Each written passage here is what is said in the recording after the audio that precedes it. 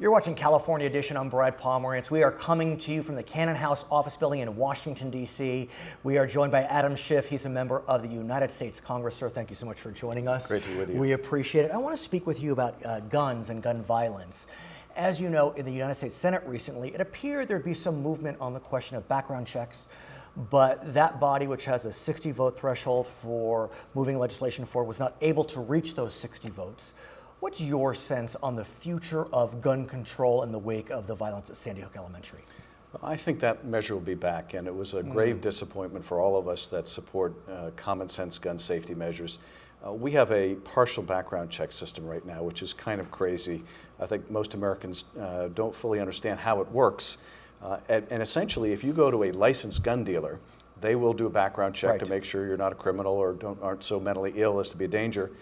But if you get turned down, you can go out in the parking lot of that same store and buy that gun from somebody off the back of their truck, and they don't have to do a background check. That's crazy. What's also interesting is there's a concept, for those that don't live or work in the gun industry, of the gun show loophole. You can go to a gun show, and the gun show proprietor is not required to do a background check. Is that right, sir? That's exactly right. And I think because that term is so common, people think the loophole only applies to gun shows. It actually applies to everyone but the licensed dealers. So whether you buy it off a truck, or you buy it at a gun show, or you buy it in someone's backyard, there's no requirement of background check. It's only when you go to the dealer. In fact, you can go online and you can buy a weapon from a licensed dealer and have the background check, or you can go to another web page and buy the exact same gun, no background check. That makes no sense whatsoever. The Toomey Manchin bill was a partial solution to that. It would have gotten rid of the gun show loophole, so it would apply background checks in gun shows. It would have applied to most online transactions where there's advertising involved, but it still would have exempted private-to-private sales, most private-to-private sales. So even that partial measure couldn't get through the Senate. It's just incomprehensible. But Brad, I think it's going to be back. You do? I do.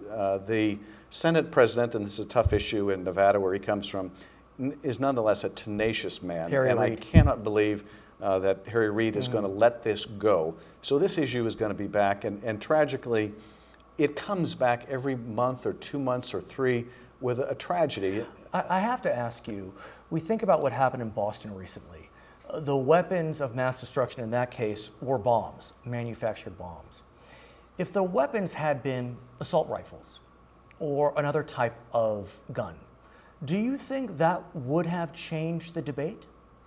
It would have been a different debate, but it's hard for me to imagine something that was more moving, more grievous than what took place at Sandy Hook. I mean, to see those young lives taken that way, if that doesn't motivate us, I mean, I don't know what would. So, but that's the question.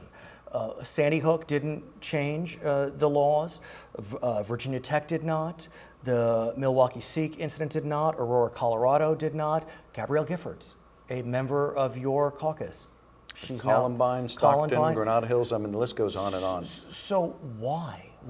Why don't we see bona fide change? Well, I think we're going to, because I really think we've reached a tipping point on this issue. And yes, we had a serious setback in the Senate, but there are now forces coming together. Mayor Bloomberg, one of the more effective ones, who are now starting to fund the opposition. We've always been out-financed by the NRA, out-organized by the NRA, but now those in support of common sense measures are getting organized for the first time, and I think it's going to make a difference. His name is Adam Schiff. He is a member of the United States Congress. My name is Brad Pomerantz. This is California Edition.